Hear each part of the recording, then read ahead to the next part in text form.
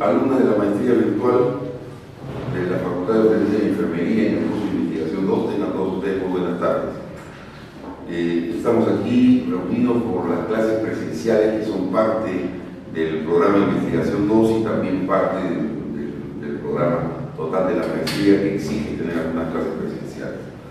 Y entonces hoy día vamos a trabajar con los aspectos que están relacionados a la redacción de su proyecto de tesis. En lo que hemos avanzado hasta el día de hoy en el proyecto es todo el capítulo referente al problema que lo hemos solicitado y que ya lo hemos estado presentando y que lo hemos estado corrigiendo. Capítulo del problema donde está la delimitación del problema, la formulación de la pregunta, la determinación de los objetivos, la justificación al trabajo. ¿No es cierto? Todo eso ya está presentado o está por presentarse esta semana. Entonces lo que vamos a trabajar ahora es el segundo capítulo del proyecto, que es material y métodos, que es el capítulo que debemos trabajar a lo largo de estas 2 semanas que nos faltan de clase. Entonces, hoy día vamos a trabajar nada más que para el primer párrafo de material y métodos. El primer párrafo. Ese primer párrafo es determinar el tipo y el diseño del estudio. Entonces vamos a comenzar la clase diciendo lo siguiente. El capítulo 2, en algunos formatos el 3, es el capítulo de material y métodos. Este capítulo de material y métodos tiene las siguientes partes. El primer párrafo que ustedes van a leer, en lo que tienen la oportunidad de presentarse o lo que van a escribir, es para determinar el tipo y diseño de la investigación. El segundo párrafo es para determinar la población de estudio,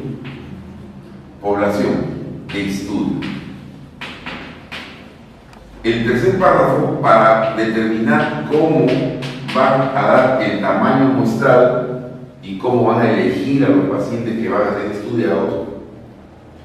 El cuarto párrafo es la recolección de datos, donde se hace una descripción pormenorizada, elegante, detallada de cómo es que van a realizar el trabajo. Y la quinta parte es donde se va a hacer el trabajo estadístico. ¿Cómo es que va a ser la estadística? Entonces, todo lo que vamos a hacer hoy día es nada más que para llenar este primer párrafo, que es tipo y diseño del trabajo. Y entonces la clase de hoy día es tipo y diseño de la investigación. Entonces comenzamos. Primero, número 1, comenzamos. Tipos de investigación. Cuando hablamos de tipos de investigación, vamos a dividirlo en 4 ítems. El primero, que ustedes tienen que decidir si el trabajo es retrospectivo o el trabajo es prospectivo. Decimos retrospectivo cuando el dato ya está registrado, ¿no es cierto? Y para nosotros lo de salud, ¿dónde usualmente está registrado este dato? En una historia clínica. Mientras que el prospectivo, el dato no está registrado. Yo recién tengo que ir en busca de él. Ese es el trabajo prospectivo. Obviamente cuando el trabajo es retrospectivo, la investigación es retrospectiva y vamos a trabajar con datos registrados, estos datos no han sido recogidos de una manera estandarizada. Consecuencia de ello, el trabajo va a salir con algunas deficiencias. Por ejemplo, si hacemos un trabajo de apendicitis, yo tengo que determinar bien cómo voy a clasificar las apendicitis, cuáles van a ser los grados con los que voy a trabajar. Si es retrospectivo, cada uno ha utilizado una clasificación y lo ha escrito con la clasificación que le entiende. Si hago prospectivo, nos vamos a poner de acuerdo y a partir de hoy día vamos a llamar 1, 2, 3 y 4 a cada una de estas características. Entonces los trabajos prospectivos siempre son mejores. Con lo cual no entiendan ustedes que estoy invalidando los retrospectivos. Simplemente estoy diciendo que los retrospectivos van a tener al final menor valoración, menor calidad por estas circunstancias que les estoy presentando. ¿Ok?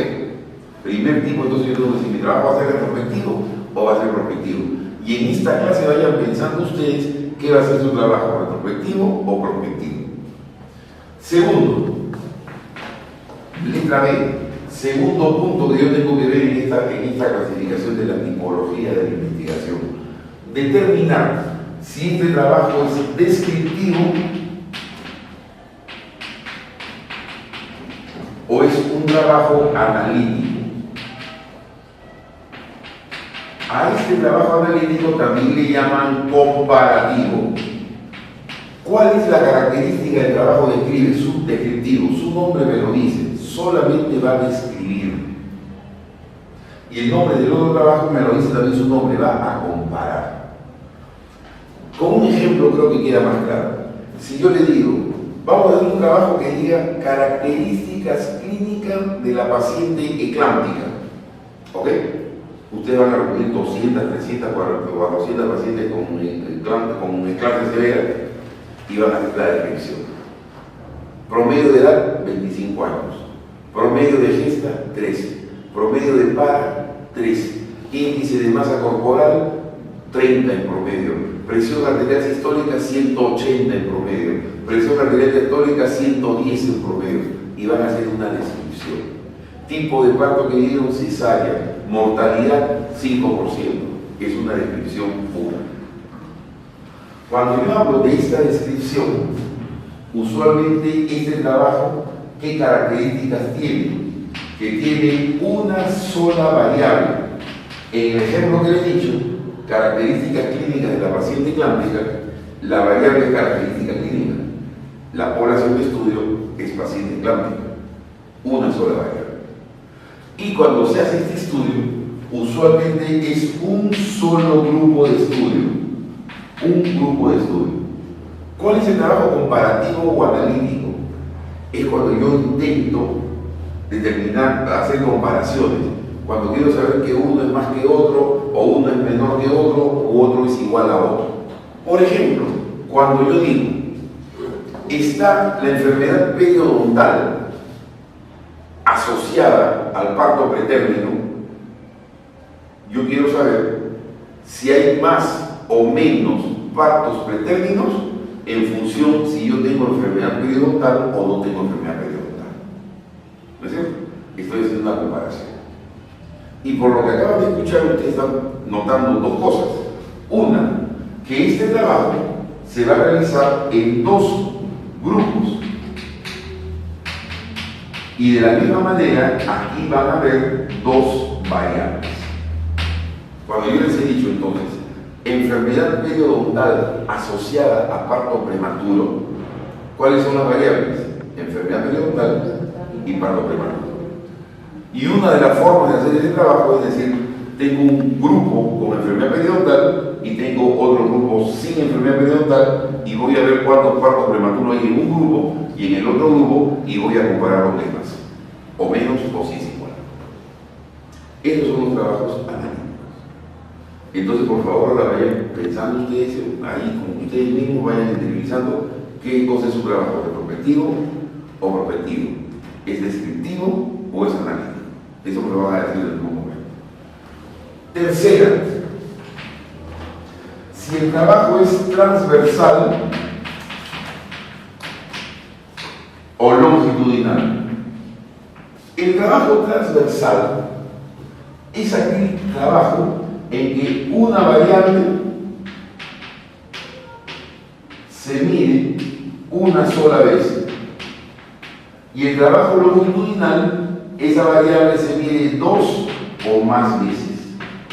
Si por ejemplo digo, quiero saber cuál es el peso de las asistentes a esta clase el día de hoy, entonces yo solamente las voy a pesar una sola vez y voy a decir el peso promedio de la chica de salud sexual y reproductiva y de gerencia es 25 kilos. ¿Ok? Una sola medición, una sola vez. Pero si yo digo, quiero saber cuál es la evolución de peso en el tiempo que hicieron su tesis de maestría, entonces ¿cuántas veces tengo que medir el peso? Por lo menos al inicio, Y al final, entonces ese trabajo se convirtió en longitudinal. Por eso, a este trabajo longitudinal también muchos le llaman estudios de seguimiento. Y aquí, algunos profesores, algunos libros, toman como longitudinal cuando se miden en diferente momento. Miren que dan otra interpretación al término. A ver, ejemplo. Si yo digo, el ejemplo que voy a repetir en toda la clase, enfermedad periodontal y parto prematuro, ¿ok? ¿Cuántas veces voy a medir la enfermedad periodontal? Una sola vez. ¿Y cuántas veces voy a medir si es parto pretérmino o parto término? Una sola vez. Sensum strictum sería un trabajo transversal. ¿No es cierto? Pero muchos autores dicen, oye, sí, pero tú mides la enfermedad periodontal al primero, segundo, tercer mes y vas a esperar hasta el noveno mes para ver el parto prematuro. Y entonces, como han medido en diferentes momentos, como si fuera un seguimiento, le llaman longitudinal. Pero no es correcto. Lo central es que yo estoy midiendo la variable una sola vez en cada una de ellas. Entonces, es un trabajo transversal. Y el cuarto tipo que tenemos es el que se denomina observacional o experimental. Y entonces aquí le voy a hacer el símil, del fútbol o del vóley. Si yo estoy sentado en mi casa viendo el partido por televisión, o de repente voy al estadio y estoy en la tribuna, yo solamente soy un observador del partido. Todos los cambios que puedan haber en el partido no dependen de mí, yo solamente las observo. ¿Ok?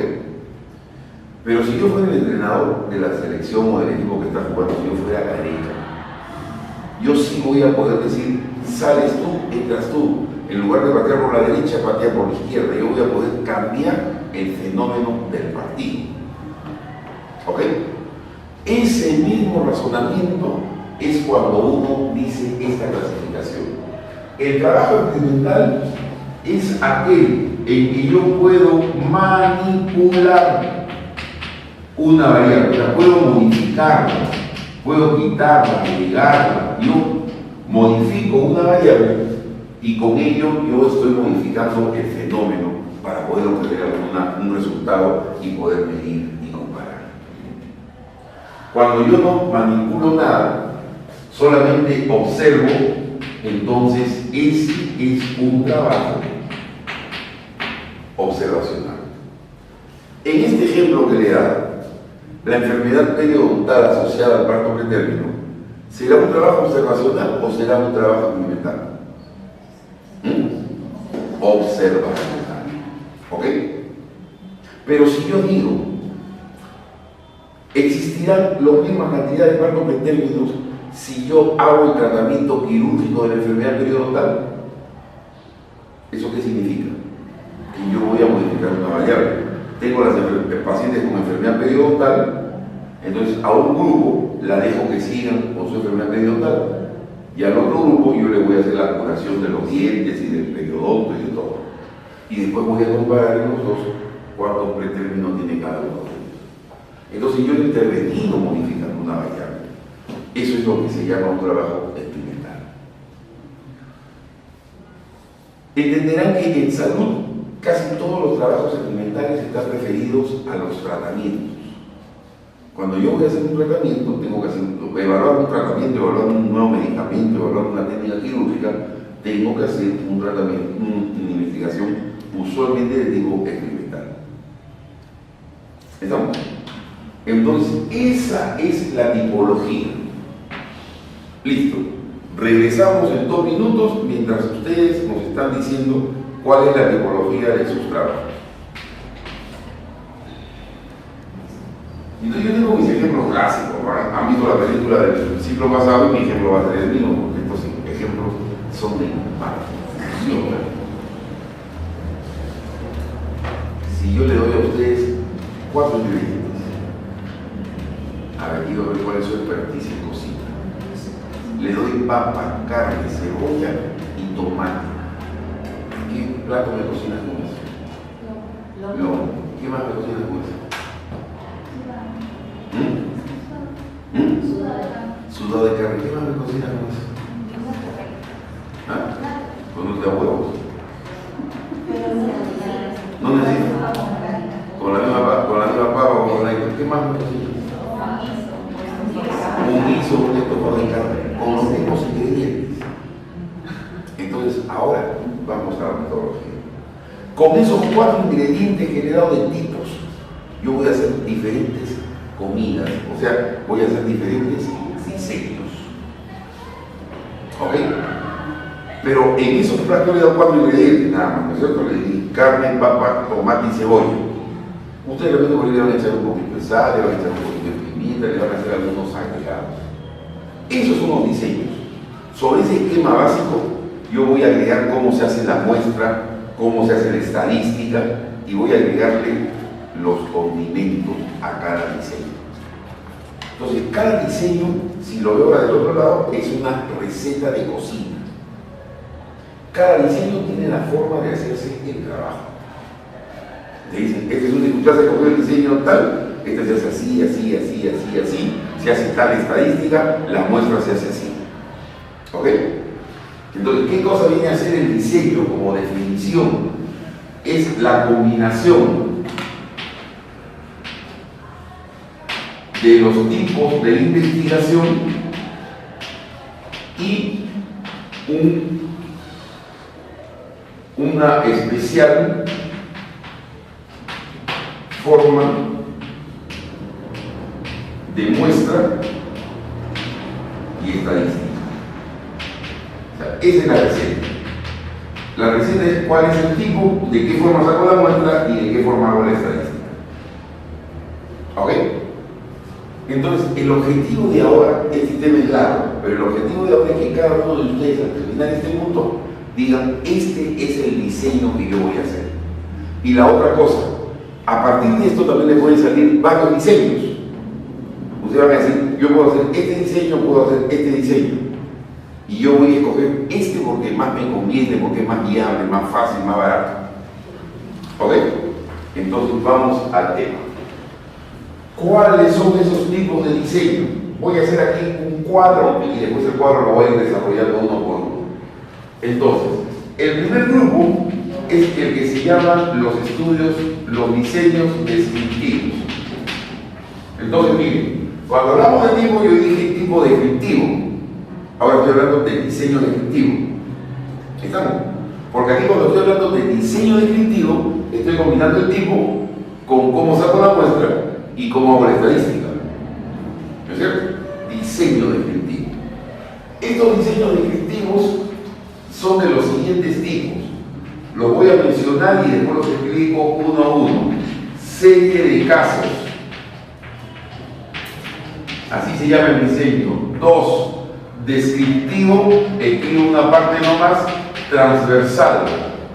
Escribo una parte nada más. Descriptivo. Longitudinal.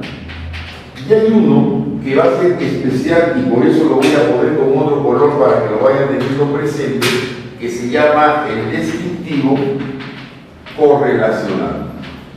¿Ok? Estoy listando para que sepan cuáles son. Segundo grupo, son los estudios. Este es el primero descriptivo, este es el segundo grupo que vamos a llamar los observacionales. Perdón, analíticos observacionales. ¿Cuáles son? 1. El diseño de cohortes. De cohortes. 2. El diseño caso-control. Y 3. Una combinación de los dos que se llama caso-control anidado en una cohorte. Y el tercero es el analítico experimental, que se conoce, uno, que es el ensayo clínico, y el dos, que se llama el cuasi experimental. Cuasi experimental. ¿Ok? Entonces, ¿cuántas recetas me están dando ahí? Me están dando 4 descriptivas, 3 observacionales, 7 y 2 experimentales, 9. 9 recetas tengo. 9 diseños que me combinan tipos, fórmulas de muestra y manejo estadístico. ¿Ok? Estamos. Entonces, ahora sí, vamos a presentar las recetas. Primera receta, serie de casos. Este es un estudio descriptivo. Ya está dentro. ¿Qué cosa significa descriptivo? ¿Qué significa descriptivo? ¿Cómo definimos el tipo descriptivo? ¿Qué caracteriza el descriptivo? Una sola variable en un solo grupo de estudio. ¿Ok? Una sola variable en un solo grupo de estudio. Este puede ser prospectivo o retrospectivo, de cualquiera de las dos formas. De todas maneras es observacional y puede ser transversal o longitudinal. ¿Ok? ¿A cuándo se utiliza este caso? Esto se lo vemos en otro color para ir encontrando las diferencias. Este se utiliza para describir características clínicas de una enfermedad. Ejemplo, ¿cuáles son las características clínicas de las pacientes con parto prematuro, de las gestantes que han tenido parto prematuro? ¿No es cierto? Cuando hago la pregunta, ¿cuáles son las características clínicas de las pacientes con parto prematuro? ¿Cuál es la única variable? Características clínicas. ¿Cuál es la población de estudio? Gestantes con parto prematuro.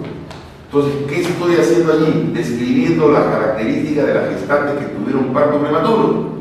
¿Cuál fue su edad? ¿Cuál fue su paridad? ¿Cuál fue su gesta? ¿Cuánto duró su tiempo de parto? ¿Cuál fue su edad gestacional? ¿Cuál fue su altura uterina? Etcétera. Todo lo que ustedes quieran describir.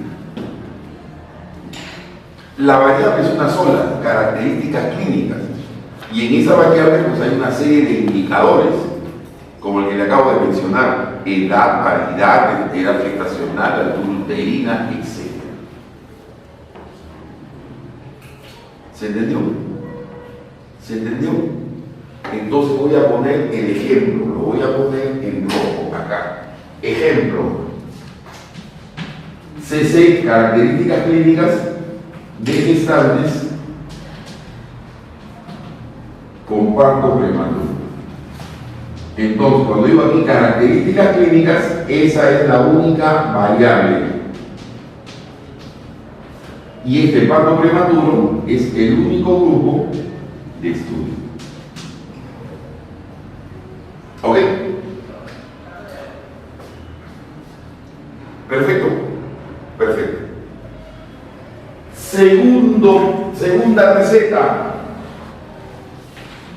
Descriptivo transversal.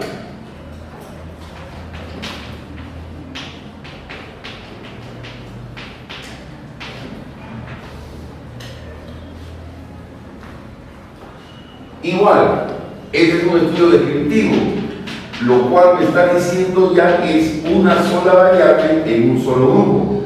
Lo puedo hacer prospectivamente o lo puedo hacer retrospectivamente.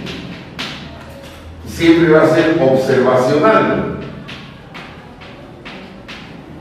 Y de todas maneras, por eso se llama descriptivo transversal, de todas maneras es transversal.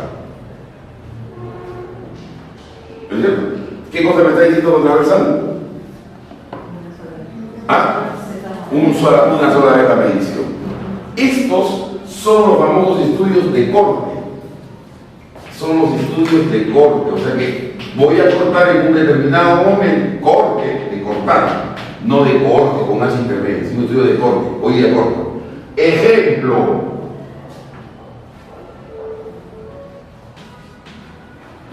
¿cuál es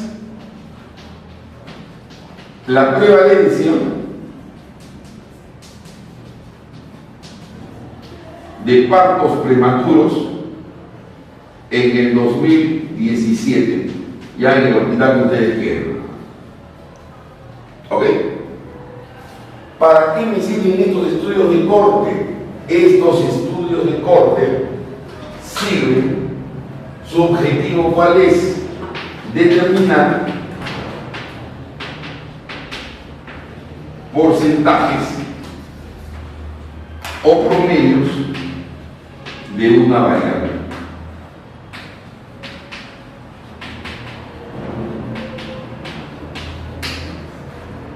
Y entonces, en el ejemplo que he dado, igualito, la única variable que yo estoy estudiando es parto prematuro.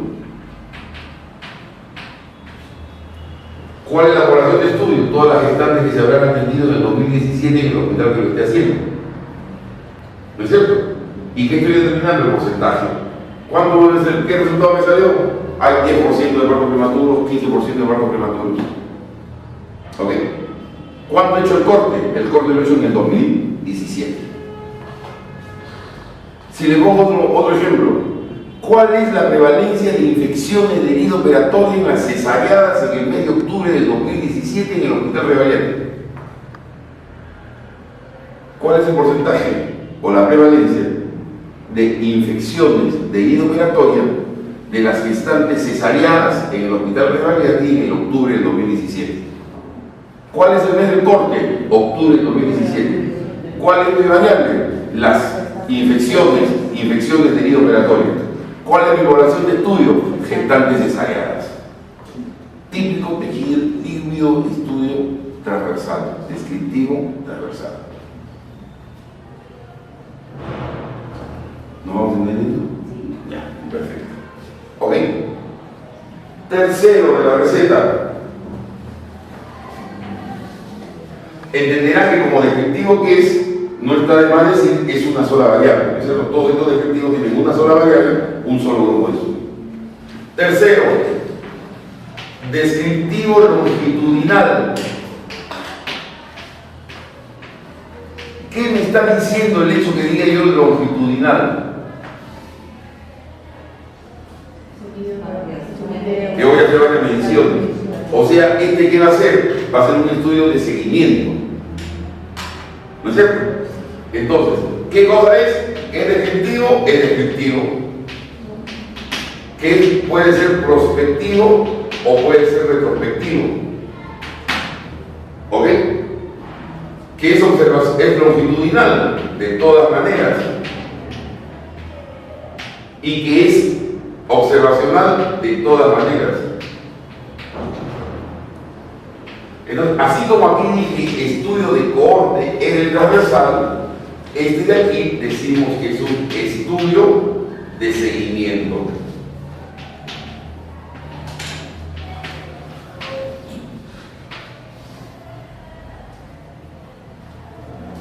¿Ok? Entonces yo puedo poner como ejemplo el siguiente estudio. El siguiente estudio. ¿Cuál es la evolución del peso de la gestante con dieta hiposódica?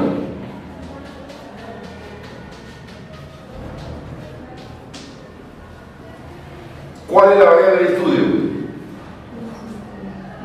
¿Cuál es la variable del estudio? El peso de la gestante es la variable. ¿Ok? ¿Y cuál es la población de estudio? ¿Gestante solo? Con dieta hiposódica. Y como estoy estudiando la evolución del peso, ¿cuántas veces tengo que medir el peso? Por decirle, todas las semanas. Entonces estoy haciendo un seguimiento de la gestante. Ese es un estudio longitudinal. ¿Ok? Este estudio también tiene otro nombre. También le pongo el nombre aquí. También le llaman estudio de cohorte, pero en singular. Ojo, acá, voy para acá. Aquí le pongo también cohorte. Una cosa es aquí cohorte en singular y otra cosa aquí es de cohortes en plural. Porque el estudio descriptivo es un solo grupo. ¿Qué cosa es una cohorte? Es un conjunto de personas que tienen una característica similar. Ustedes constituyen la cohorte de alumnas de la maestría virtual de la FOE. La característica común que tienen todas es que son alumnas de la maestría virtual. Serán solteras, casadas, viudas, divorciadas, vendrán de diferentes universidades, vivirán en diferentes sitios del Perú y del mundo, pero lo común, y por eso son una cohorte, son que estudian la maestría virtual en la FOE. ¿Estamos? ¿Cuál es la cohorte de este ejemplo que hemos dado acá? ¿Cuál es la cohorte? Gestantes con dieta ecosódica. ¿Ok? Esa es la cohorte. Gestante con dieta ecosódica. Y esa gestante con dieta ecosódica le voy a hacer un seguimiento. Es una cohorte que va a ser seguida. Perfecto. Muy bien. Y vamos a entrar al cuarto, que es el descriptivo correlacional. Borro todo esto de acá. Y lo hago bonito y despacito para que queden bien claros los conceptos. ¿Cuál es la característica de los descriptivos? Una sola variable en un solo grupo. Pues bien, acá hay una excepción que es el descriptivo correlacional. Son dos variables en un solo grupo de estudio. Esa es la característica. ¿Y qué cosa es lo que pretende? Antes de eso decimos, este es un estudio descriptivo, ya lo escribo completo, observacional, ya lo escribo completo, puede ser retrospectivo o prospectivo y usualmente son transversales. Esa es la receta. ¿Estamos? ¿Cuándo uso estos estudios? ¿Para qué los uso estos estudios? Esto es para determinar relación y radio-relación entre dos variables.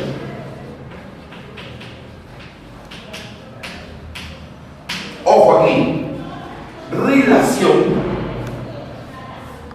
son dos variables y yo voy a hacer interactuar dos variables para ver cómo varían una en relación a la otra. Una en relación a la otra. Así lo pongamos completo.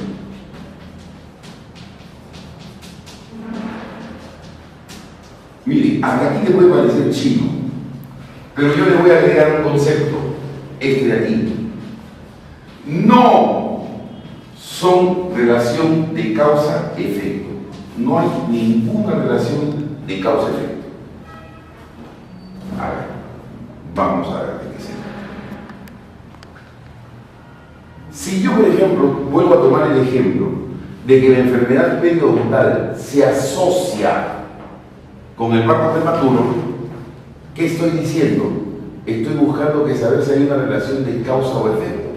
Si la enfermedad periodontal es responsable de que haya un parto prematuro.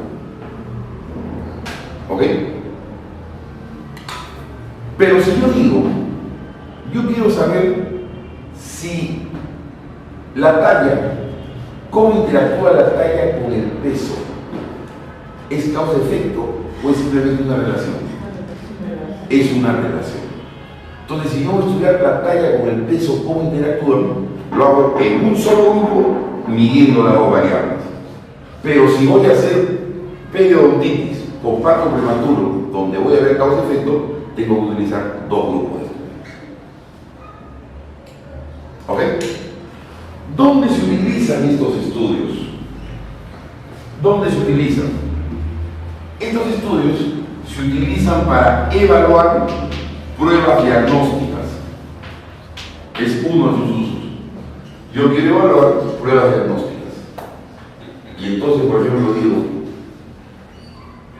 ¿cuál es la eficacia del diagnóstico de cáncer uterino?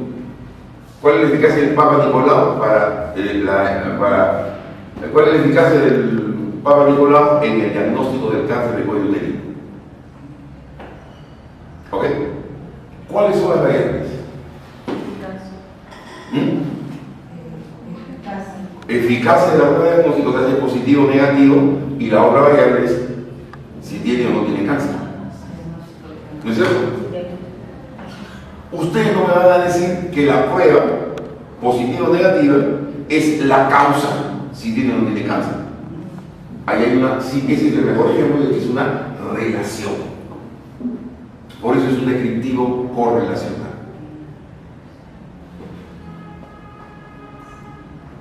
¿Ok?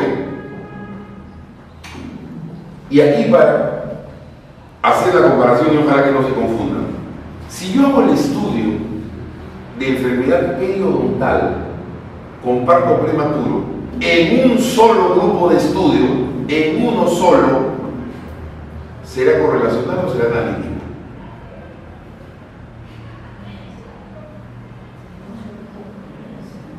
Si lo hago en un solo grupo, será correlacional. Y el resultado de ese trabajo me podrá decir a mí que la enfermedad periodontal es la causa del parto prematuro. No. ¿Ok?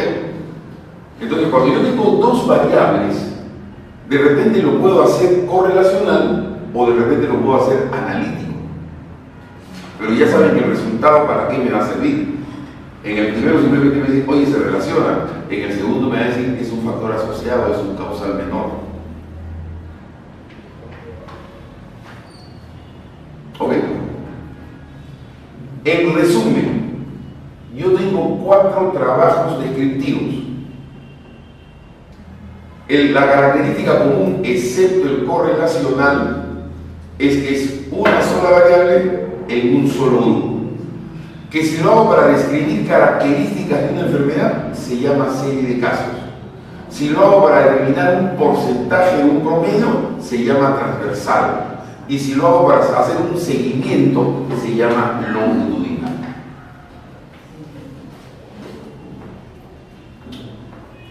Y cuando tengo dos variables en un solo grupo es correlacional, que no voy a determinar ninguna causa-efecto, solamente voy a determinar una relación.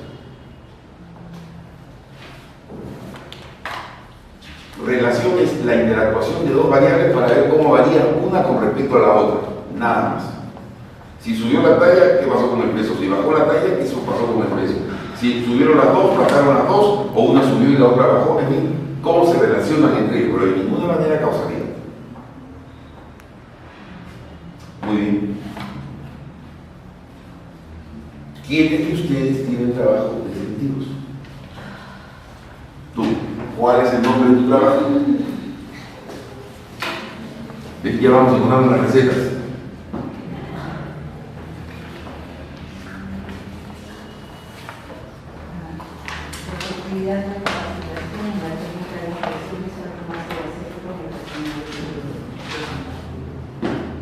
Repítelo por favor en voz alta para que te escuchen los 1500 personas que nos están viendo por internet el día de mañana.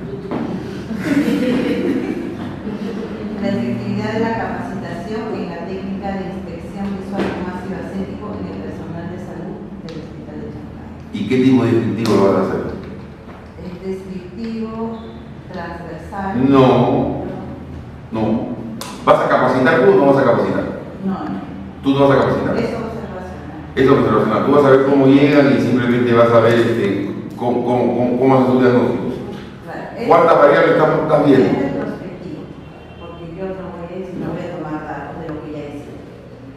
¿Cuántas variables tienes? Una sola. ¿Cuál es esa una sola? La efectividad de la capacitación. O sea, vas a ver.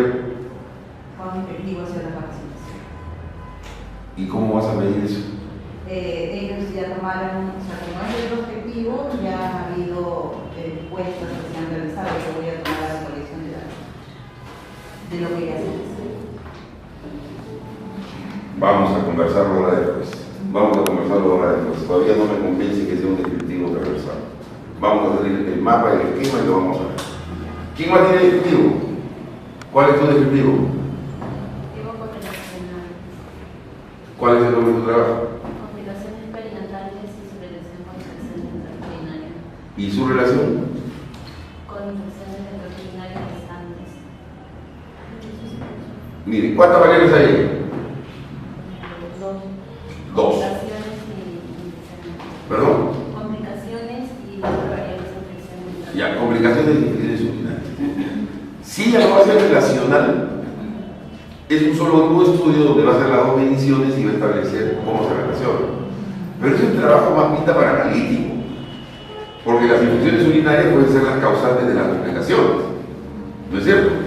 Entonces, como analítico, tú podrías plantear dos grupos de estudio, una con infección, otra sin infección, y medir en cada una de ellas cuántas se complicaron y comparar y decirle, oye, hay más complicaciones de las que tuvieron infección urinaria y menos complicaciones de las que no tuvieron.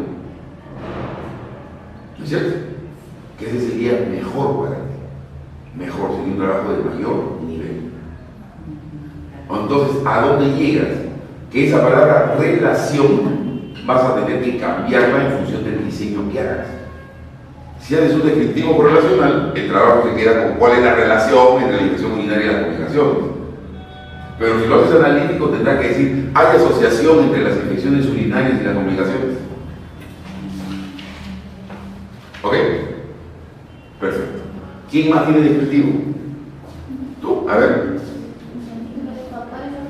No hay descriptivo, ya, cerramos caso. Todos los trabajos que me dicen factores asociados son trabajos analíticos, porque la primera variable es el factor asociado y la segunda variable es el factor asociado ¿a qué?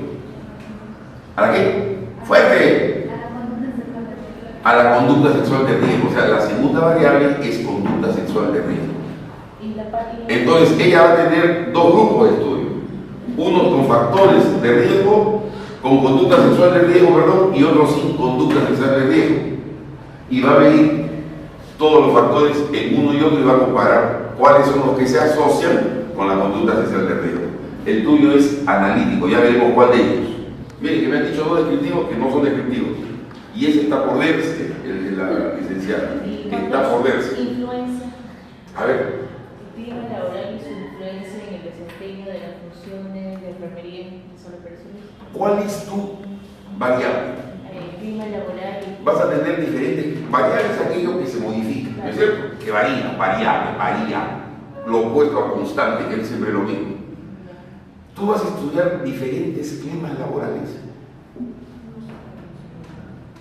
Tú vas a estudiar en un hospital determinado.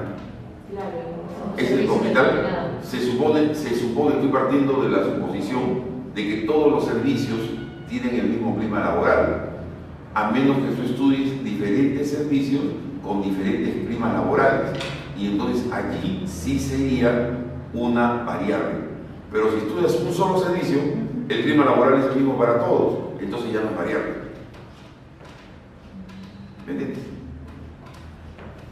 ¿Estamos? Si tú dices, ¿cómo influye el clima laboral en el desempeño? Entonces ya me estás hablando de que el clima laboral es una variable, lo cual quiere decir que vas a estudiar diferentes sitios donde hayan diferentes climas laborales para ver cuál es el desempeño laboral en cada uno de esos sitios y tú puedas correlacionar o puedas comparar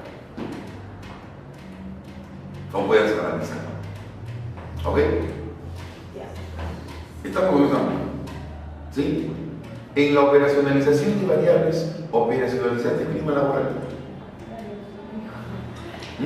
Sí, puse dos variables, que era el clima laboral y funciones de las enfermeras del servicio. Ya, ¿y cómo vas a operacionalizar el clima laboral? En las dimensiones he puesto los puntos. Ya. Entonces, así como está tu trabajo, puede ser un descriptivo correlacional o puede ser un analítico. Una de las dos porque tienes dos variables. Veremos en el transcurso de lo que viene cuál de las dos vas a escoger. ¿Ya? Descriptivo correlacional si lo haces en un solo grupo. Pero si lo haces en varios grupos, ahora vamos a ver con ejemplos cuáles. ¿Quién más tiene descriptivo? Serie de casos. ¿Cuál es el tuyo?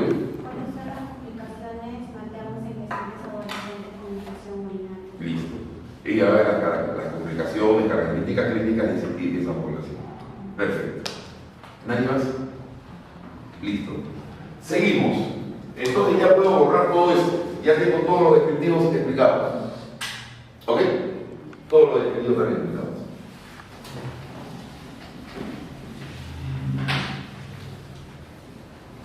Vemos ahora la quinta receta que pertenece ya a los grupos analíticos.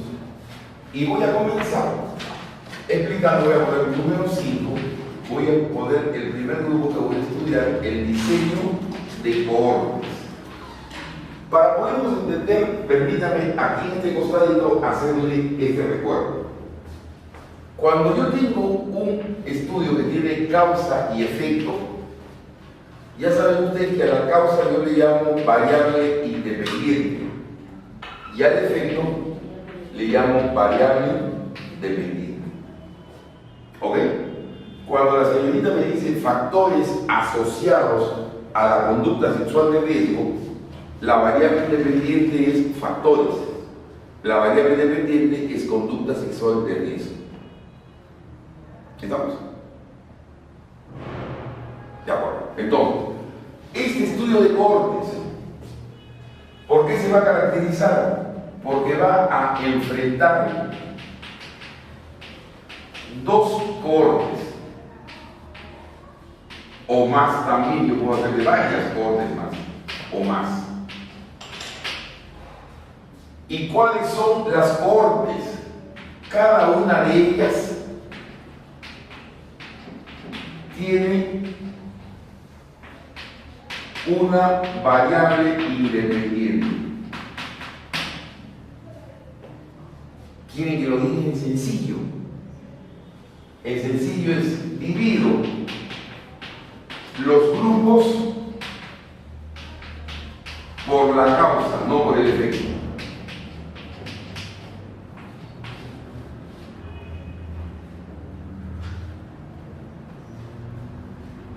El ejemplo que vamos a hacer en toda esta parte de los analíticos es la enfermedad periodontal y el parto prematuro. ¿Ok? Si yo hiciera este trabajo como cohortes, entonces yo voy a tener dos grupos. Un grupo con enfermedad periodontal y otro grupo sin enfermedad periodontal. Por eso son cohortes. Una cohorte, ¿cuál es lo común que tiene una cohorte? Que todos tienen enfermedad periodontal. ¿Cuál es la otra cohorte? Que no tienen enfermedad periodontal. ¿Ok? Y después voy a ver cuántos de ellos tuvieron partos prematuros. Entonces yo diré, en todos estos de la enfermedad periodontal, el 50% tuvo parto prematuro. Y en los que no tuvieron enfermedad periodontal, yo diré, solamente el 5% tuvo parto prematuro. ¿Ok? Entonces, ¿cómo concluyo? Que la enfermedad periodontal está asociado al parto prematuro. ¿No es cierto? Entonces, cohortes, ¿cuál es la característica de cohortes? Porque es un estudio, este cohortes es un estudio analítico, dos variables, dos grupos. ¿No es cierto? Dos variables, dos grupos. Pero los grupos, ¿cómo están divididos? Por la causa. Uno tiene la causa y el otro no tiene la causa. Sexto, caso control.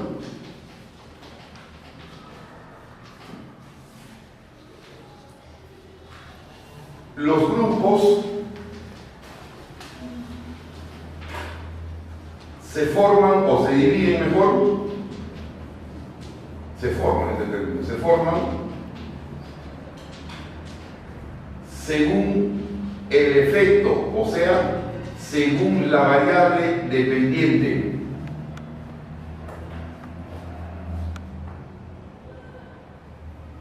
¿Ok? ¿Estamos? Entonces pongo el efecto. ¿Cuál es, en este ejemplo que estamos dando, cuál es el efecto? Parto prematuro. ¿No es cierto? Entonces, ¿yo qué voy a tener? 100 pacientes con parto prematuro y voy a tener 100 pacientes con parto a término. El efecto ya se dio. Por lo tanto, la causa está en el pasado. ¿Es así? Entonces yo retrocedo en el tiempo y digo, de las que tuvieron un parto prematuro, el 50% tuvo enfermedad periodontal. Y de las que tuvieron parto a término, retrocedo en el tiempo, solamente el 5% tuvo enfermedad periodontal. Entonces, ¿yo qué puedo decir?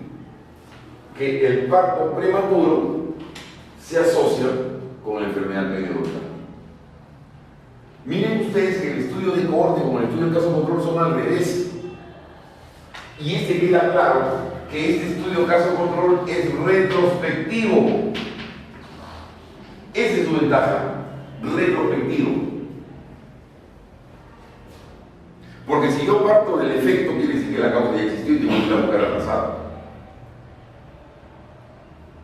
Si yo hago este trabajo, miren por ejemplo, para que tengan una idea, yo ahorita voy a los archivos de mi hospital y le digo, sácame 100 historias de gestantes que tuvieron parto prematuro y sácame 100 historias de pacientes que tuvieron parto pretérmino.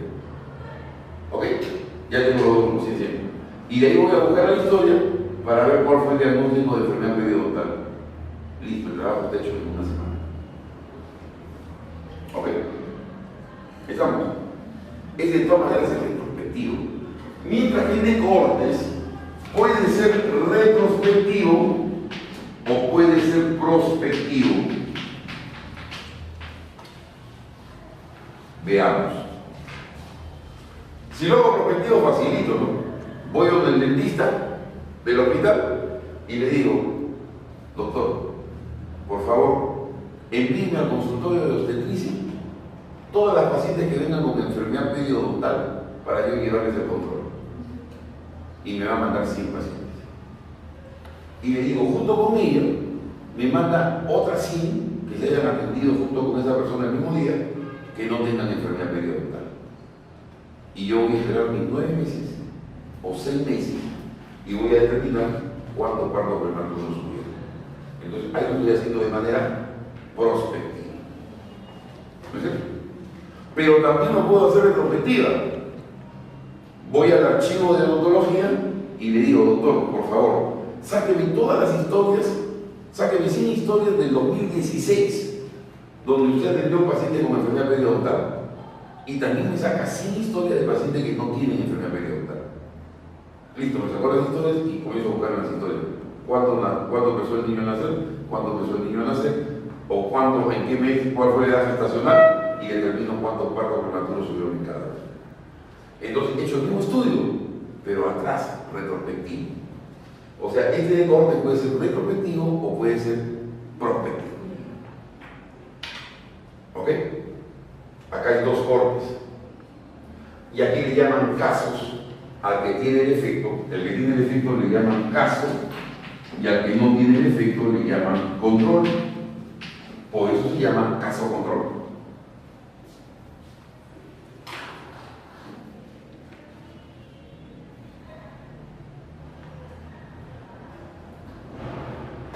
¿Ok?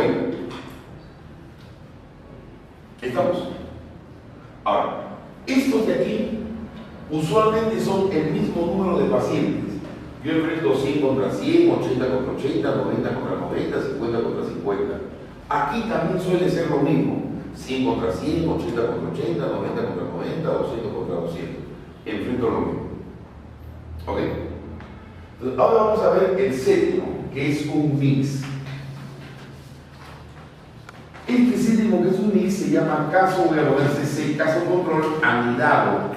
¿Qué cosa significa anidado? Anidado significa nacido, nacido en una cohorte.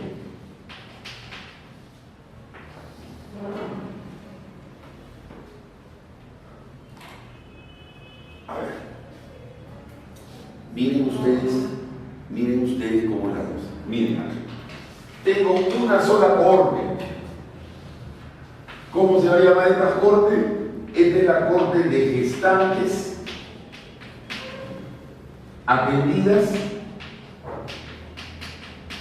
en 2017. ¿Ok?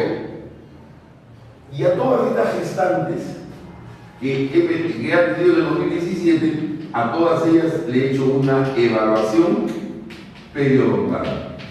Todas. Por lo tanto, yo sé de estas pacientes cuántas tienen enfermedad periodontal y cuántas no tienen enfermedad periodontal. ¿Ok? Y las sigo en el tiempo. Y estas gestantes, una parte de ellas van a tener parto prematuro y otra parte de ellas van a tener parto a término.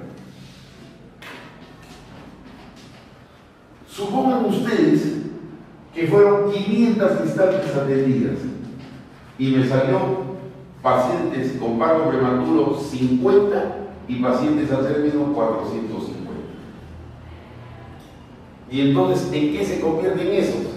Estos 50 partos prematuros van a ser los casos y estos 450 van a ser los controles. Y yo voy a enfrentar después los casos contra los controles. ¿Estamos? Por eso se llama así, porque yo voy a tener los casos y los controles enfrentados como si fuera un estudio de caso-control. Pero todos ellos han nacido ¿de dónde? De una sola cohorte, que en este caso son las gestantes atendidas en el 2017. Es un mix. Es un mix de los dos. Y puede ser prospectivo como puede ser retrospectivo. Puede ser de las dos formas.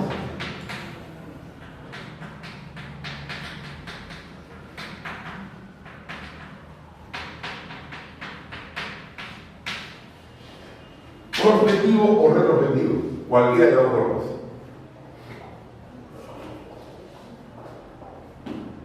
¿Ok? Haremos el ejemplo del prospectivo. Yo ahorita comienzo a juntar todas las historias del 2018 de todas las gestantes que se han ido a oncología de su evaluación periodontal. ¿Ok? Y espero al final del 2018 que hayan dado a luz. Y ahí voy a formar los dos grupos, parto prematuro versus parto a término. Y ahí voy a buscar su historia, oye, ¿quiénes tienen periodontitis? ¿Quiénes no tienen periodontitis? Y el trabajo está completo. Si lo hago retrospectivo, hago lo mismo, dame las historias del 2015, de todas las que tienen evaluación periodontal. Y de ahí voy a ver quiénes tuvieron parto prematuro, quiénes tuvieron parto a término, y chequeo si fueron positivos o negativos en enfermedad periodontal. ¿Ok? Entonces, un dato más. Cuando yo estudio uno de cortes, yo puedo estudiar una causa. A ver, aquí voy a poner la verdad. Yo puedo estudiar una causa y puedo estudiar varios efectos. ¿No es cierto? Porque como he dividido al grupo por la causa, estoy estudiando una sola causa, pero aquí puedo estudiar varios efectos. Ejemplo, enfermedad periodontal sin enfermedad periodontal. ¿Qué puedo estudiar? Parto prematuro. Puedo estudiar peso al nacer. Puedo estudiar apgar. Puedo estudiar movilidad. Todo lo que me puede salir de allí.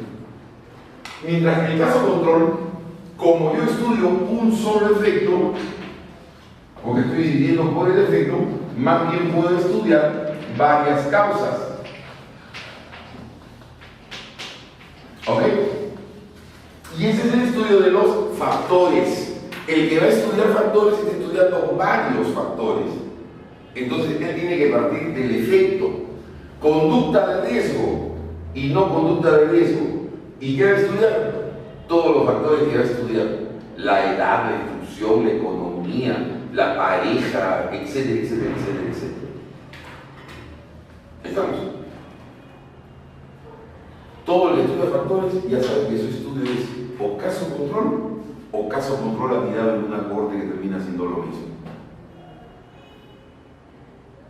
Si es caso control puro, el tuyo, tú tendrías que coger, por darte un número, 100 con conducta de riesgo y 100 sin conducta de riesgo.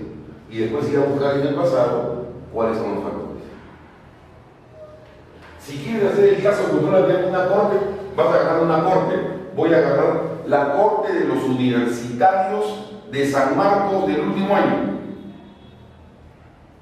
Luego vas a hacer el examen, la evaluación, y vas a determinar quién tiene conducta de riesgo y quién no tiene conducta de riesgo. Y después vas a enfrentarlo para ver cuáles son los factores. ¿Estamos? ¿Entendido tu trabajo?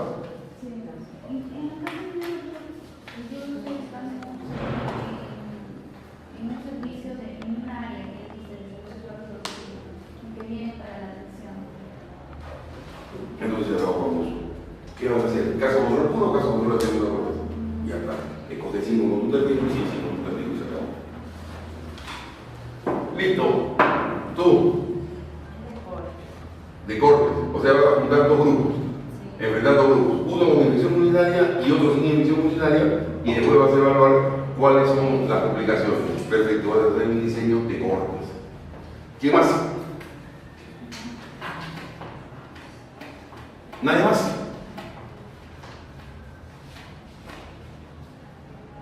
Listo. Entonces ahora vamos a ver el último trabajo. Voy a hacer uno, pero necesito mucha pizarra. Voy a borrar nada más que el 7 de acá, ¿ya? Voy a borrar el 7.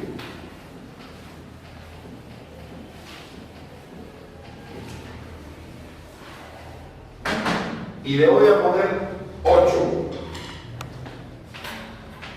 Que es para enseñar el ensayo clínico.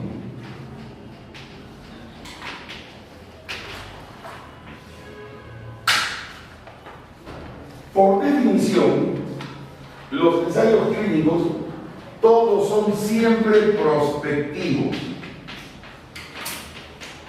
Todos son siempre analíticos. Todos son siempre longitudinales. Y son experimentales. Es el primer experimental que estudiamos. ¿Dónde se usa? Para evaluar tratamientos.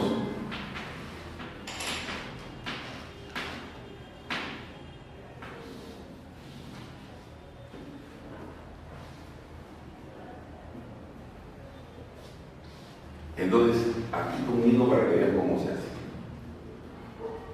Yo tomo una población de estudio. Vamos a hacer un ejemplo. Voy a hacer el tratamiento de la toxina o de la preeclampsia, vamos a decir. Tratamiento de la preeclampsia. ¿Ok?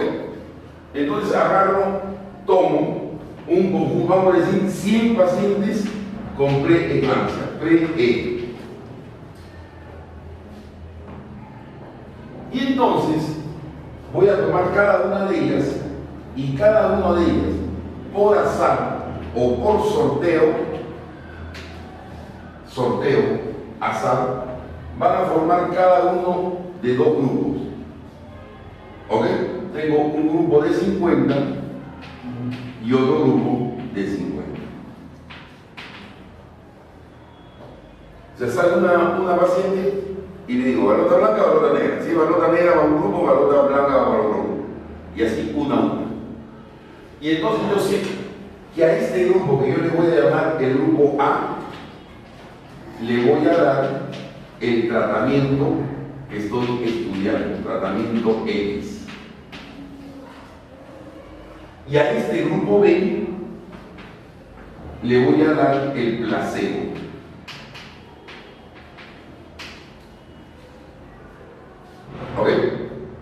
Y pasado el tiempo, voy a medir cuántos se curaron en cada uno de los grupos. Y yo voy a decir, oye, aquí se curaron la mitad. 50% curaron. Y aquí solamente curaron el 5%. Entonces, dicho de una manera muy sencilla, yo puedo decir, el tratamiento X me sirve para curar la preeclampsia. ¿Ok? ¿Estamos? Ahora, ¿qué otros apellidos tiene este trabajo? Como los pacientes se eligen por sorteo, eso en inglés se llama random. Sorteo azar es random. Y por eso que del inglés nos han enseñado esta palabra que es randomizado. Que en castellano, en buen castellano, nosotros deberíamos decir aleatorizado.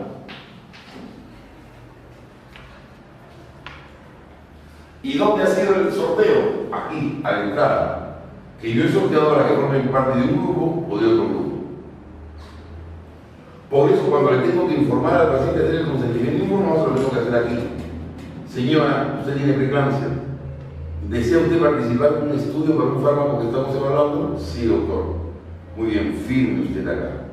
Doctor, ¿y yo qué voy a recibir? ¿El tratamiento o el otro? No se lo puedo decir, señora. Justamente por eso le pido el consentimiento informado. Usted puede recibir cualquiera de los dos.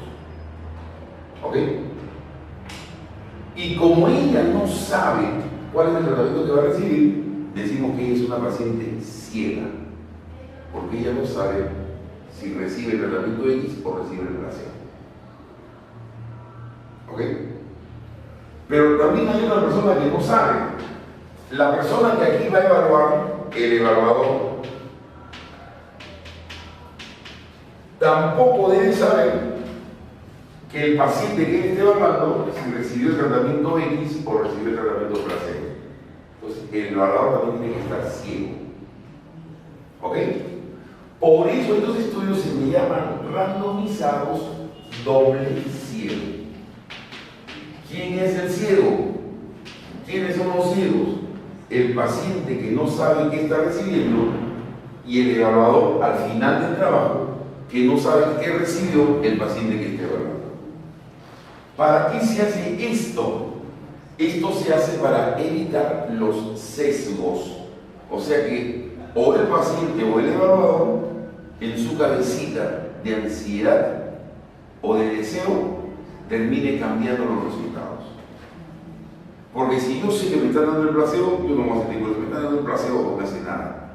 Y si el paciente sabe que le están dando un medicamento nuevo que están estudiando, él se va a sentir que está sanando. Entonces, para evitar ese sesgo, el paciente no debe saber qué está recibiendo, primer sesgo. Y el evaluador, que seguramente quiere que el producto que esté evaluando sea el mejor. Entonces tampoco tiene por qué saber, porque va consciente o inconscientemente, sobre todo inconscientemente, va a sesgar los resultados para un grupo. ¿Ok? Ese es el randomizado doble ciego que se llama ensayo clínico. Y solamente sirve para tratamientos.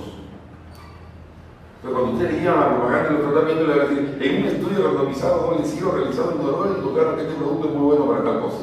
Ese es un ensayo clínico. ¿Ok? Ahora, ¿para qué el sorteo?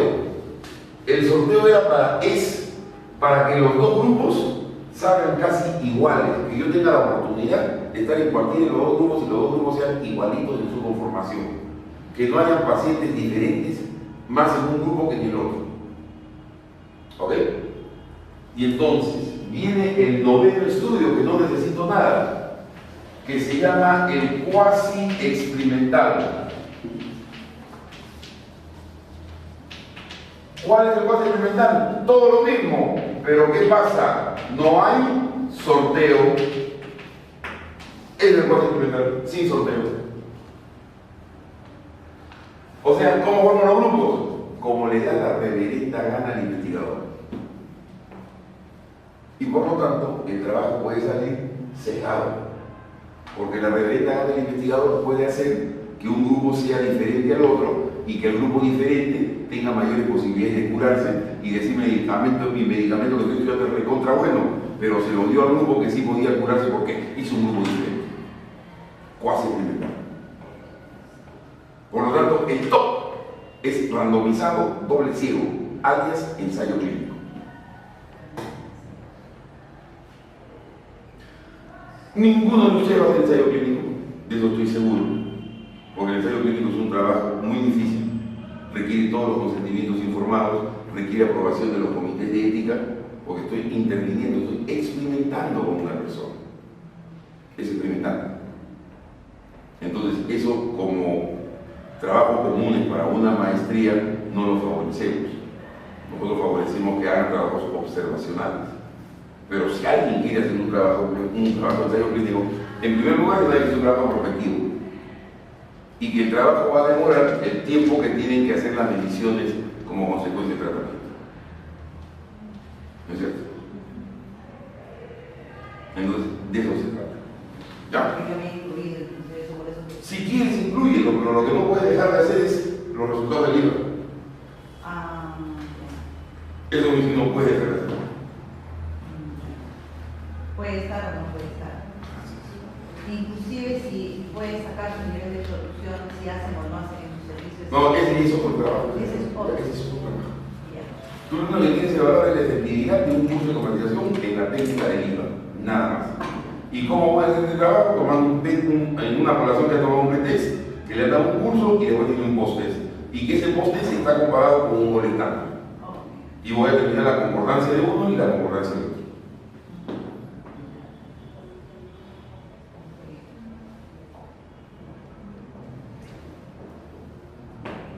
¿Ok? Listo. Perfecto. Basura, lo que me pizarra. ¿Le está dando acercamiento a la pizarra? Sí. Espera, te lo llevo con eso.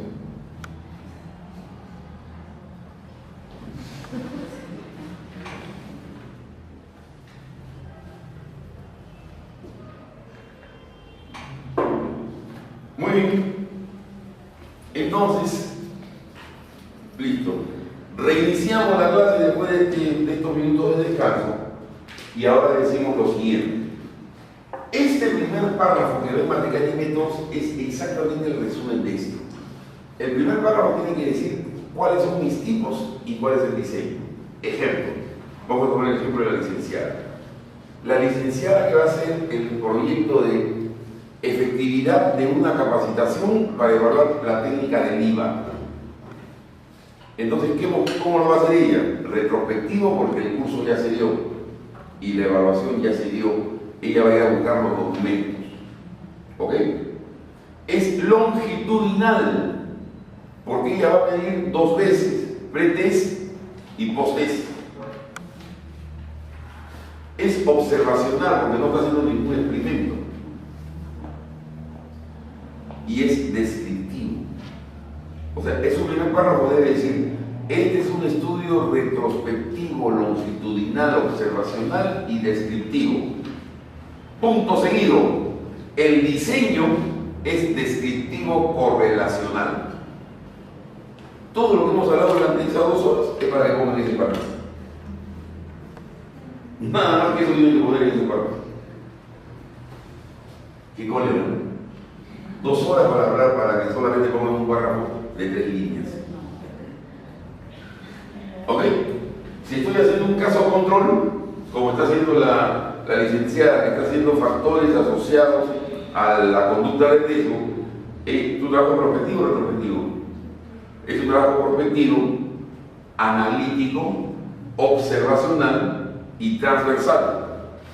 Diseño, caso, control.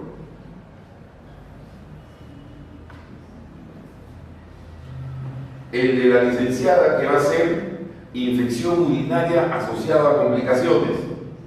¿Qué va a ser? ¿Un trabajo prospectivo o retrospectivo?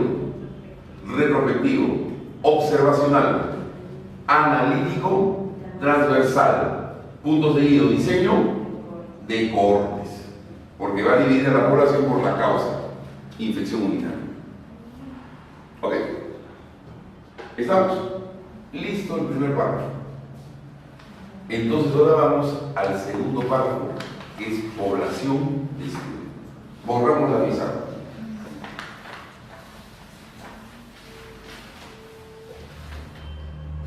Vamos a ver qué cosa es una población de estudio. Y vamos a hacer el siguiente ejemplo. Vamos a seguir con el ejemplo de la enfermedad periodontal asociada al parto prematuro. ¿Ok? Y yo voy a estudiar, voy a hacer un estudio de cohortes, donde las que voy a estudiar son las pacientes con o sin enfermedad periodontal. Entonces, lo primero que yo tengo es lo que se llama la población blanco.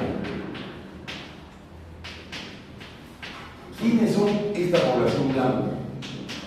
Son todas las personas del mundo que tienen esa característica. Toda la población del mundo que tiene esa característica y a quien va dirigido su estudio.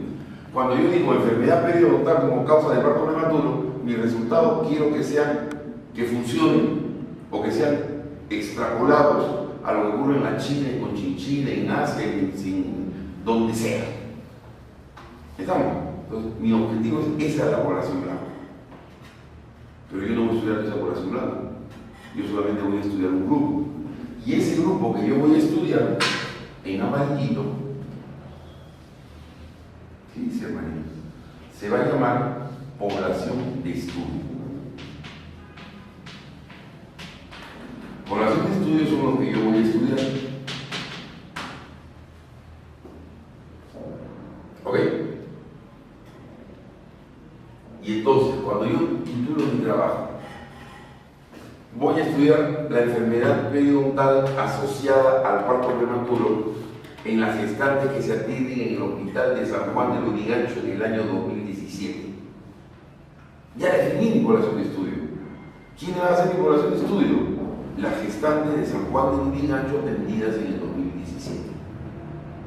¿Ok? Ellas son una partecita de todo el universo de gestantes. Y esa es mi población de estudio. ¿Ok? Y para esta población de estudio tengo que definirla. ¿Y cómo la defino? La defino a través de los llamados criterios de inclusión, criterio de exclusión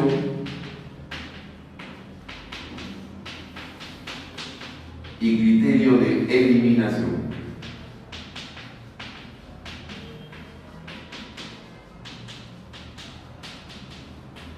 Ok. ¿Cuáles son los criterios de inclusión? Ojo acá. Los criterios de inclusión son los que me ingresan de la población blanco a la población de estudio. Este es el criterio de inclusión, CI. En el ejemplo que estoy dando, ¿cuál sería el criterio de inclusión? Pacientes gestantes que se atiendan en el Hospital de San Juan de Lurigancho durante el año 2017. Ese es el criterio de inclusión. ¿Ok? Ahora, ahí entraron todas las que cumplen ese criterio, pero a mí no me conviene estudiar a todas, porque me van a malograr el trabajo. Yo no quiero allí gestantes con toxemia, no quiero gestantes desnutridas, no quiero gestantes con infecciones crónicas, no quiero gestantes con fetos con malformación, quiero sacar a todas ellas.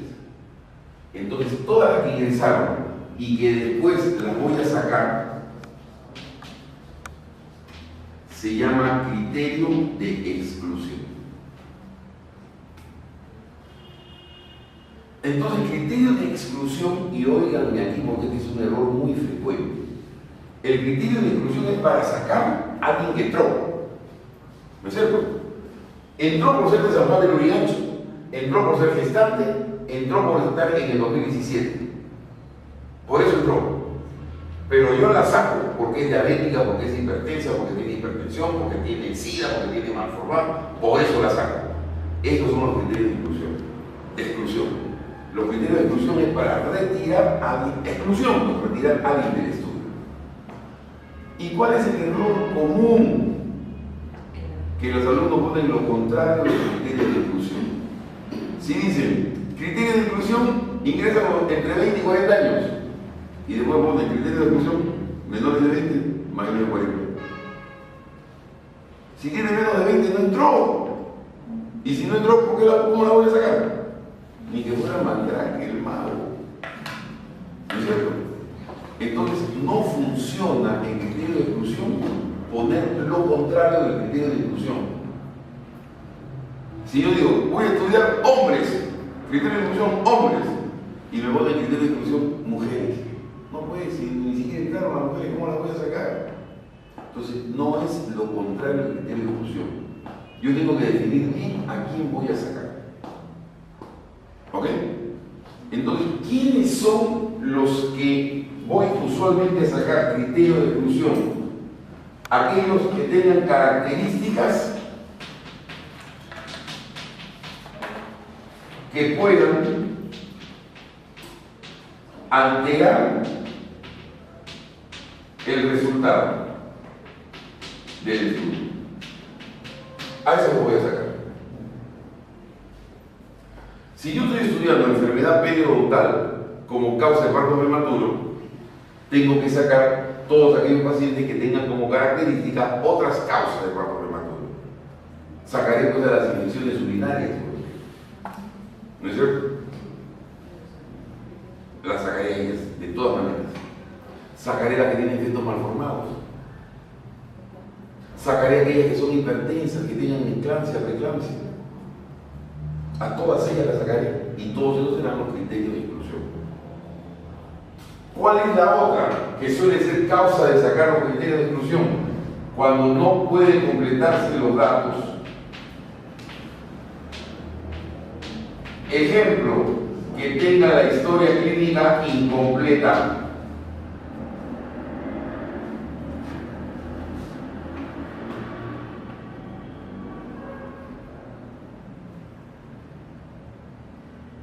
Ahora bien, ¿cuáles son los criterios de eliminación? Su nombre me lo dice. Iniciaron el estudio. Iniciaron el estudio, pero luego lo retiro. O sea, no terminan el estudio.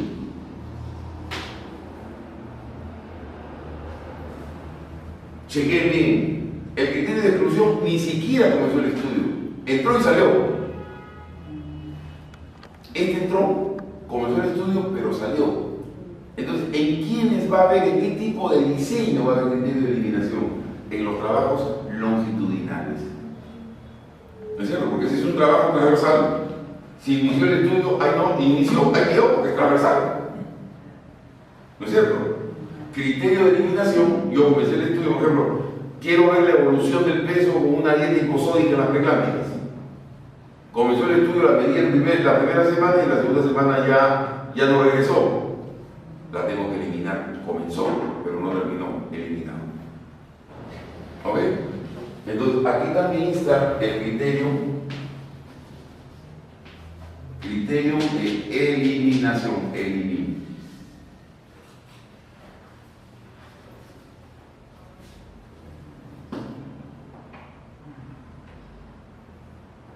Entonces, mis queridas amigas, el segundo párrafo de su material de métodos es decir cuál es su oración de estudio. Y su oración de estudio está definida desde que hacen la pregunta de investigación. Lo voy a hacer, aquí está por ejemplo la licenciada que va a hacer la capacitación en IVA. ¿Cuál es su oración de estudio? Personal de salud que ha sido capacitada para hacer diagnóstico de IVA en el año 2017. Ahí están ya sus criterios de inclusión. Que sea personal de salud, número 1, número 2, que haya recibido el curso de capacitación completo, ¿no? Y que este curso se haya realizado en el 2016. Ahí están sus criterios de inclusión. ¿Ok? Entonces, primero defino.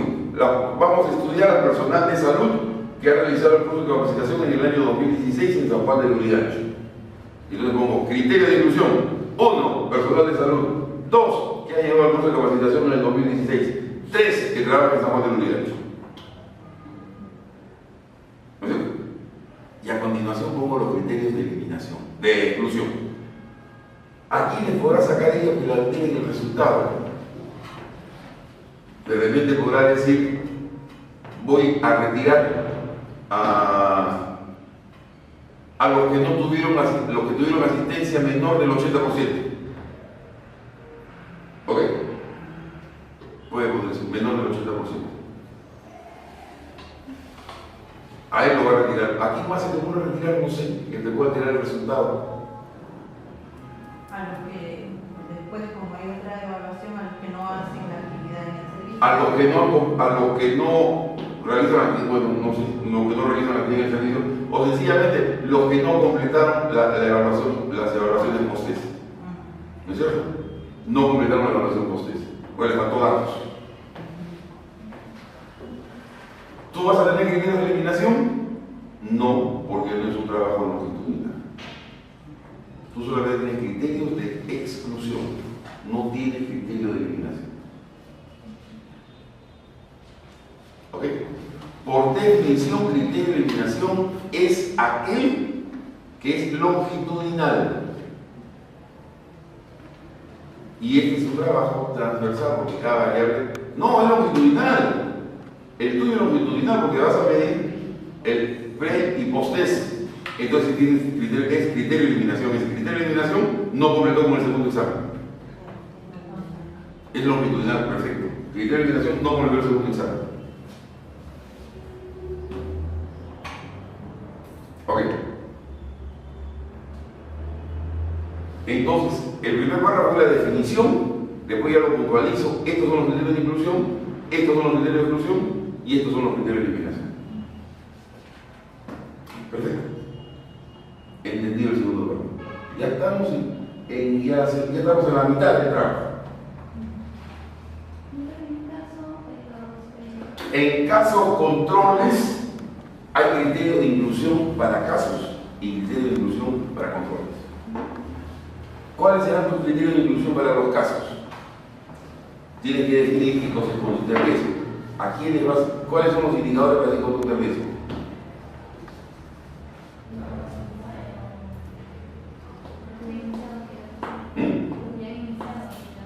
Nada más que no iniciado en conducta de riesgo.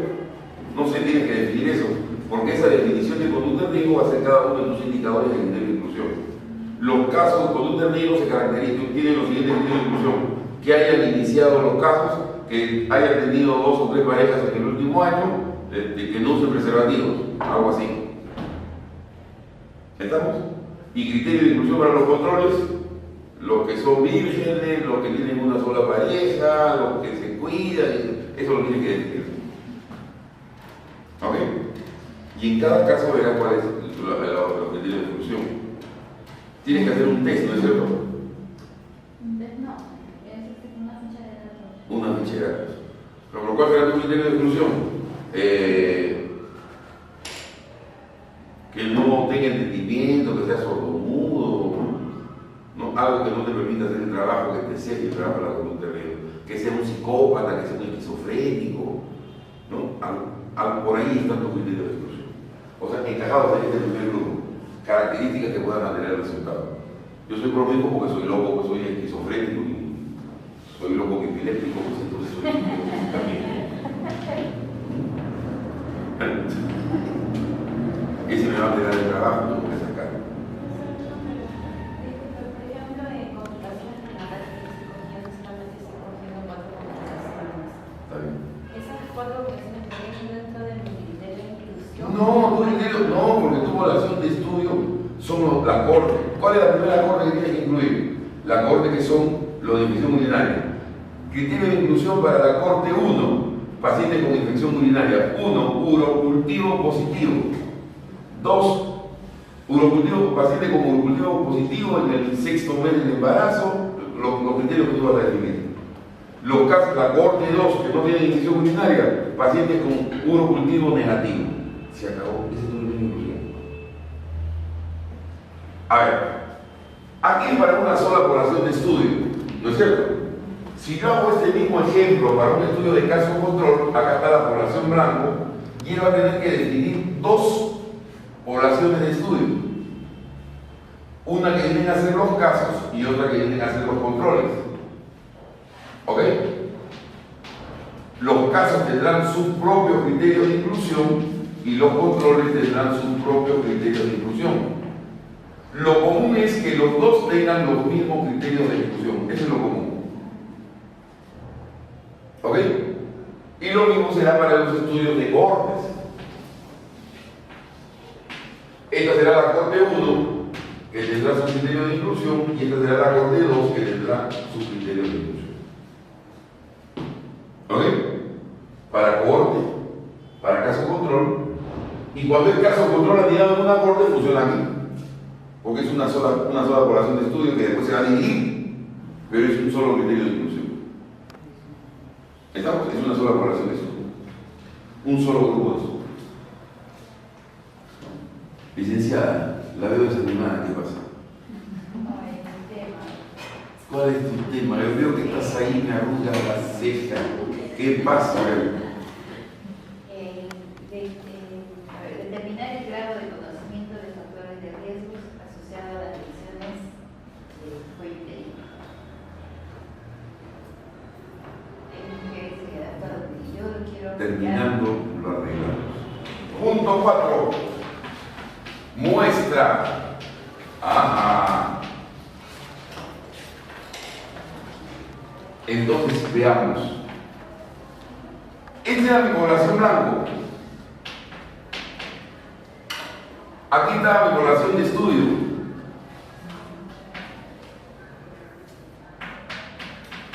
Pero ¿qué ocurre? Que esta población de estudio es muy grande. Vamos a suponer que vamos a hacer el trabajo de la enfermedad periodontal al frente en el revaliate. Y en el año del 2017, pues si dan a luz como 50 todos los meses, al año dan como 15.000, y yo no voy a estudiar 15.000 pacientes con enfermedad. De ahí, 15.000 gestantes que puedan o no tener enfermedad periodontal. ¿Estamos? Entonces, ¿qué tengo que hacer yo? Buscar un grupo más pequeño. Ese grupo más pequeño, este que yo finalmente voy a estudiar, este es el que se denomina muestra. Entonces, ¿cómo defino la muestra? Como un subconjunto de la población de estudio.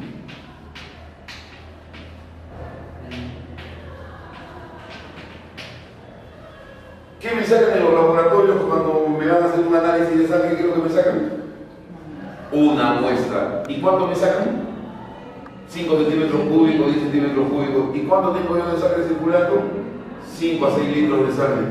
Y con esos 5 centímetros cúbicos dicen todo lo que yo tengo en los 6 litros de sangre. Esa es una muestra. Que lo que yo encuentro en la muestra representa todo lo que es mi población de estudio. ¿Ok?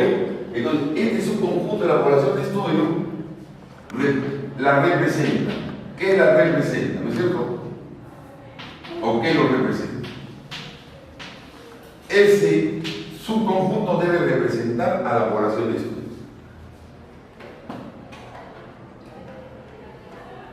Y entonces aquí viene la pregunta, para el efecto práctico. Si mi población de estudio son 100 personas, 150 personas, no vamos a ser tan sabidos de querer hacer una muestra de 150. Simplemente ahí estudio a todos. Por ejemplo, si la licenciada en su personal de salud que ha capacitado para ver el IVA solamente hay 60 personas, no me va a decir que va a hacer una muestra sobre las 60 personas. Entonces, cuando yo tenga que escribir esa parte, diré, no hay muestra, se estudiará el total de la población. ¿Ok? Se estudiará al total de la población. ¿Ok? ¿Y cuánta cantidad? Espérate, tranquila, tranquila.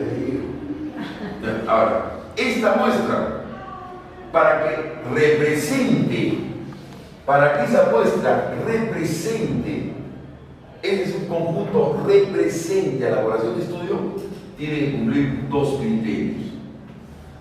Criterio de tamaño y criterio de selección. Eso es lo que se llama el tamaño muestral. ¿Ok? Y entonces, ¿qué debemos decir aquí? Que esto es una fórmula matemática ¿Qué más debo decir? Que cada diseño tiene su fórmula, por eso la receta. ¿Se acuerdan cuando decía que es un diseño? Es una receta de tipos y fórmula muestral. Ahí está el tamaño de la muestra. ¿Ok? Si a ustedes les han enseñado esto en estadística, o se acuerdan que lo han enseñado en pregrado, los profesores tenían que ponerle la fórmula y ustedes tenían que estar buscando con la fórmula,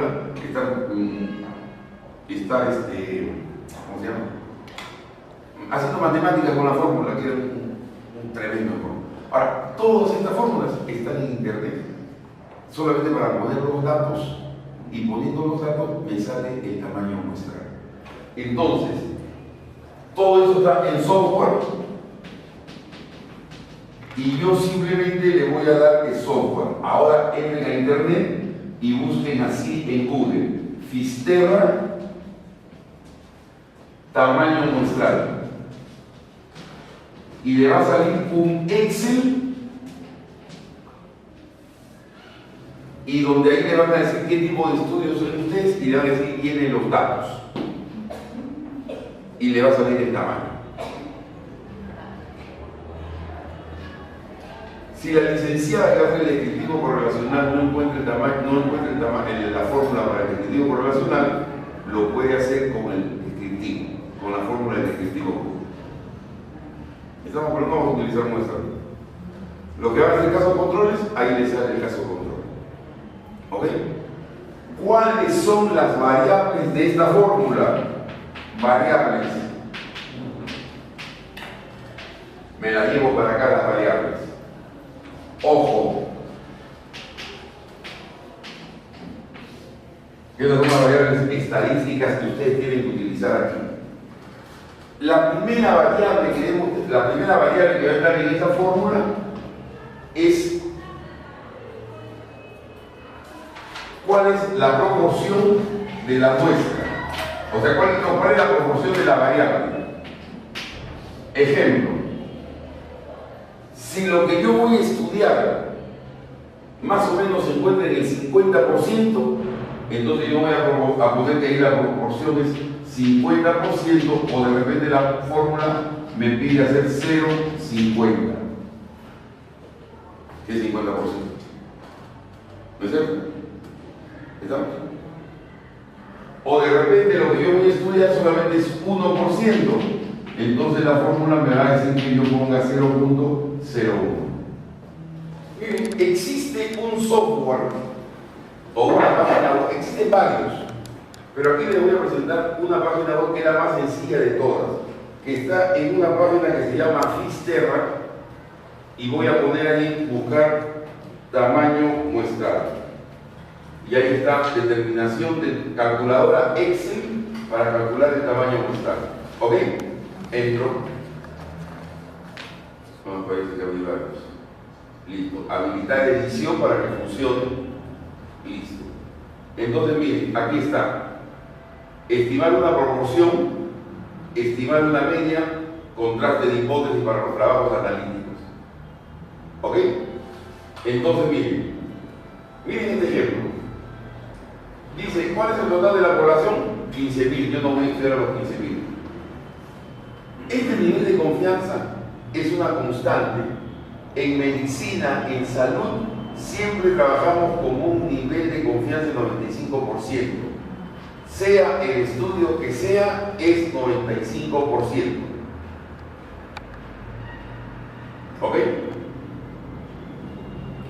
¿Cuál es la verdad? El 95% del nivel de confianza no es una variable, no es una constante, porque todos los trabajos van a tener 95%. Precisión. Esto que estoy sacando es la fórmula para trabajos descriptivos, porque voy a estimar una proporción para un trabajo descriptivo. ¿Ok? Y entonces, ¿cuál es la precisión? ¿Cuánto quiero alejarme del valor real? Por ejemplo, vamos a hacer el ejemplo con una encuesta política. ¿Cuál es yo quiero determinar cuál es la aprobación que tiene el presidente Kuczynski? Y entonces, yo quiero equivocarme en más menos 5%. Mi precisión es más menos 5%. Y ese dato es el que va allí, precisión 5%. ¿Ok? Entenderán ustedes que mientras más precisión yo quiera, el número se va a bajar. Si yo quiero ser más preciso, no haré más menos 5, sino haré más menos 1. ¿No es cierto? Mientras más precisión yo quiera, mayor es mi tamaño muestral. Por eso cuando ustedes vean las encuestas políticas que salen semana a semana, en la letra chiquita sale con una precisión de más menos 5, en otro periódico sale más menos 3, más menos 1. Significa que una es más precisa que la otra. Y van a ver que el tamaño muestral es diferente. Unas hacen con 500, 600, otras con 1500, y otras hacen con 2000, 2500, porque tienen función de su precisión. Entonces, ese dato lo pongo yo. ¿Ok? Y en este caso... Espérate. Luego viene la proporción. O sea, lo que yo voy a estudiar, ¿qué proporción tiene? Por ejemplo, vamos a poner que el total de la población es infinita, todo es 15 millones. 15 millones, ¿cuántos millones de votantes somos? 10 millones de votantes. 10, 1, 2, 3, 1, 2, 3, 10 millones. Nivel de confianza 95. Quiero un estudio con una precisión del 3%. Y yo asumo, por un estudio piloto, que don Pedro Pablo está en un porcentaje de aprobación del 20%. ¿Ok? Hago enter. ¿Y de cuánto me sale el tamaño muestral? 683.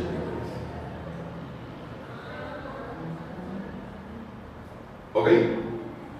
No, pues no quiero el trabajo, quiero el trabajo más preciso. En lugar de que sea 3%, quiero más preciso, quiero al 1%. ¿Qué va a pasar con la muestra? ¿Me va a aumentar o me va a disminuir? ¿Cuánto me sale? 6.143. No tengo plata yo para hacer 6.143. Voy a hacerla nada más que con 5%.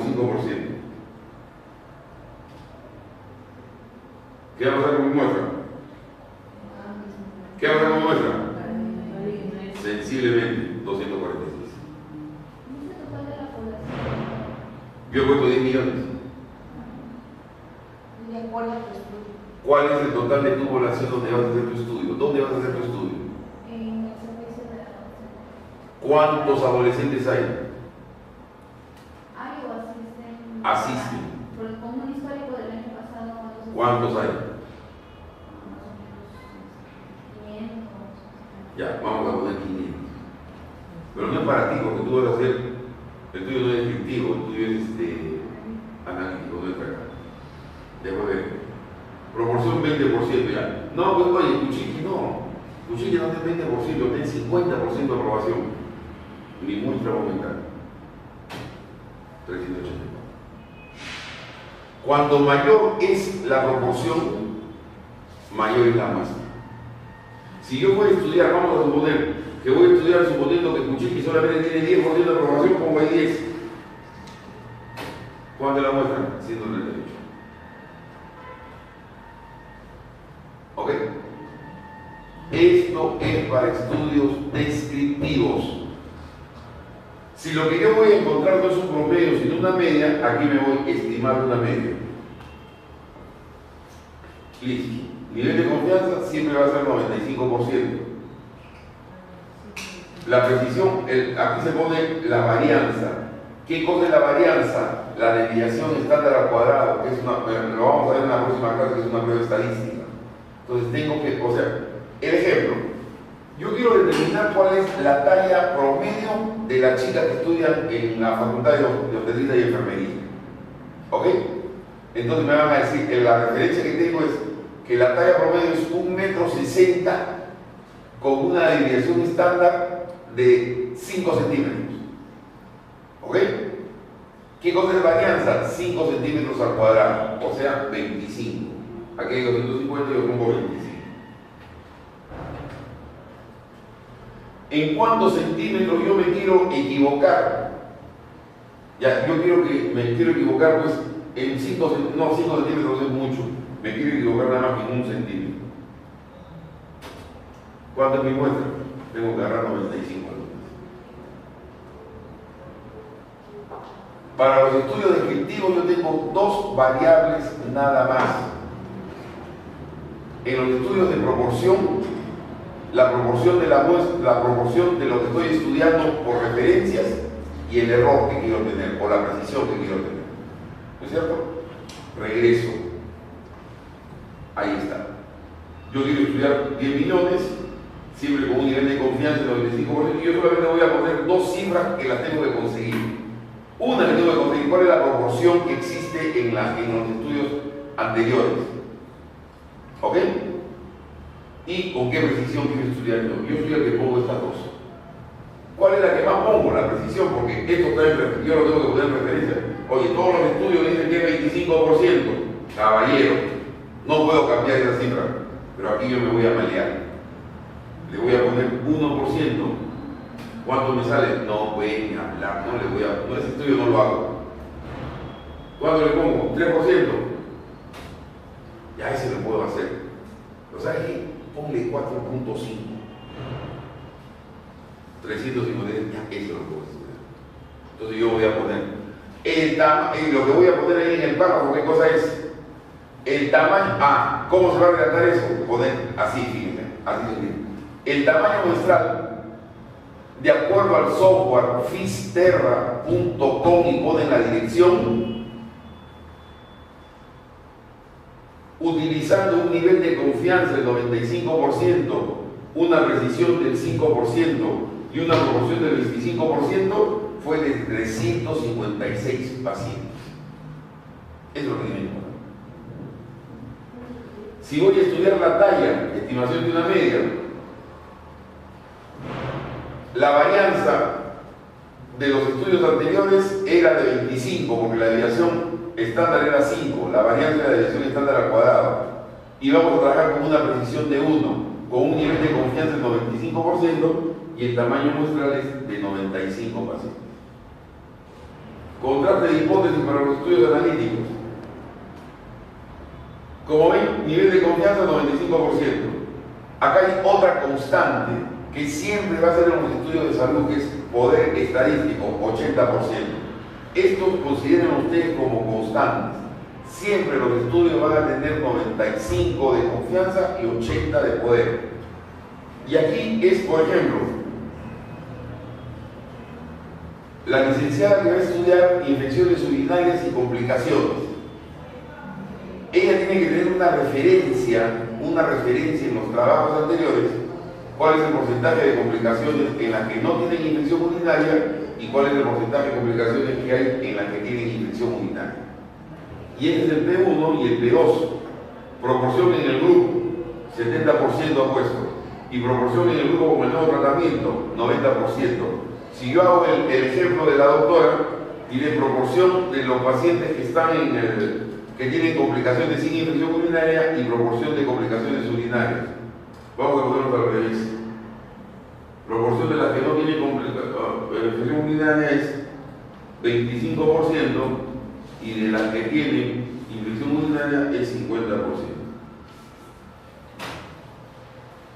45 pacientes. Pero este es sobre todo para ensayos clínicos. Hay otra que es para estimar una proporción, ya la vimos, estimar una media, contraste de hipótesis, sobre todo para los ensayos clínicos. Hay otra fórmula que no está aquí, que es para casos controles y para estudio de caso control. A ver, caso control. La fórmula para estudio de caso control está aquí. ¿Cuáles son las variables? Allí ven, nivel de seguridad 95%, que siempre ya va a ser lo mismo, que son constantes prácticamente. Poder estadístico, que también se le llama potencia, 80%. Y aquí estoy poniendo el número de controles por caso, ya va a ser 1 a 1. Un caso, un control. Un caso, un control. Porque también lo puedo hacer 1 a 2. Un caso, 2 controles. Siempre múltiple. ¿Y aquí qué tiene que ver en la referencia de esos estudios? ¿Cuál es la frecuencia de exposición en los casos? O sea, en el caso de ella, que va a ser conducta de riesgo contra conducta normal, que serían los controles. Conducta de riesgo serían los casos, conducta normal serían los controles. En el factor que ella va a estudiar, ¿cuál es el porcentaje que se presenta en el grupo de riesgo? Entonces sería control el 40%. Y en el grupo del otro grupo, 10%. ¿Cuánto le saldría? Y el otro ratio es una medida que vamos a ver la próxima clase en estadística, que aquí en este caso es 2. Esto me va a salir por los antecedentes y le sale ese tamaño muestral 31-31. Si yo pongo aquí que es 0,20% y aquí pongo que es 0,50, 38-38. ¿Ok? ¿Estamos? O sea, tienen que ver en los antecedentes cuál es la frecuencia y el otro radio de los estudios. Y poniendo los tres datos, me sale mi tamaño muestral. Tengo que buscar el antecedente de un resultado estadístico de otro trabajo que se llama correlación de Pearson. Ese es el ERF. Como ven, el 95% y el 80% está normal. Es la constante de siempre. ¿Cuánto sale? Aquí esta fórmula es más sencilla. 47 y bilateral 37. Ahorita le digo. Ejemplo para entender lo que es unilateral y bilateral. Es lo mismo decir nos queremos. Yo a la licenciada le voy a decir nos queremos. ¿Qué cosa quiere decir? Que yo la quiero y que ella me quiere. ¿Es cierto? Que no es lo mismo decir yo la quiero, porque yo no sé si ella me quiere. ¿No es cierto? No sé, ¿entienden lo que estoy dando el ejemplo? ¿Qué cosa es una hipótesis unilateral y bilateral? Bilateral es cuando digo es diferente. Cuando digo es diferente, ¿qué estoy diciendo? Que uno puede ser mayor o el otro puede ser mayor. Porque simplemente me está diciendo es diferente. ¿Ok? Es como decir nos queremos. Por los dos lados a la cosa. Pero si yo digo A es mayor que B, ya me amarré. Estoy diciendo yo solo la quiero. Eso se llama hipótesis unilateral. ¿Ok? Cuando yo planteo mi hipótesis, como casi todos ustedes están poniendo en sus hipótesis, existen factores asociados, están diciendo que uno es mayor que el otro. Entonces son hipótesis unilaterales. ¿No es cierto? Cuando decimos no existen factores de riesgo, estamos hablando de que son variables bilaterales. ¿Ok? Para cualquier lado. Y van a ver que para cada uno de los estudios existen una serie de fórmulas.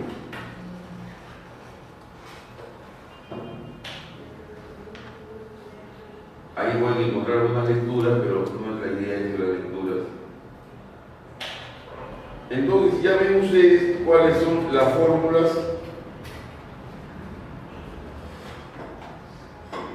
de cálculo para la estimación de factores pronósticos, que son como factores de riesgo.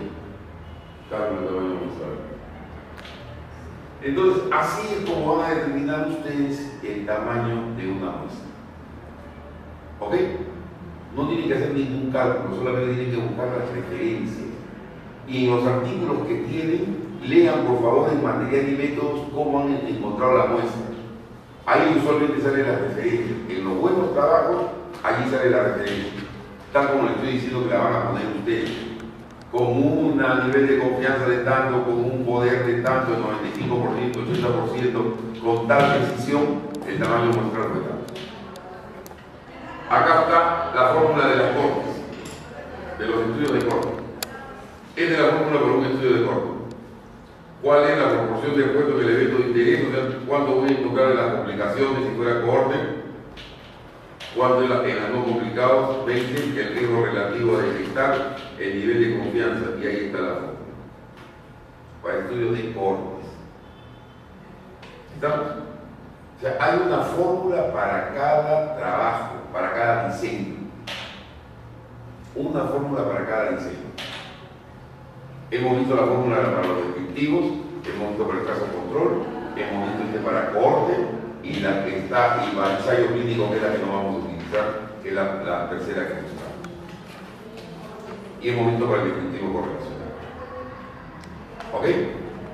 Entonces ya tienen ustedes el tamaño más. Muy bien. Aquí lo dejo por el día de hoy, para que vayan avanzando con su capítulo de material y método. La próxima semana haremos instrumentos de recolección de datos, y tenemos viernes y sábado, y el sábado haremos todo lo que viene a ser recolección de datos, ¿no? Precisión, una serie de conceptos que es necesario que tengan presente. Ok, eso es todo por hoy, nos estamos viendo la próxima.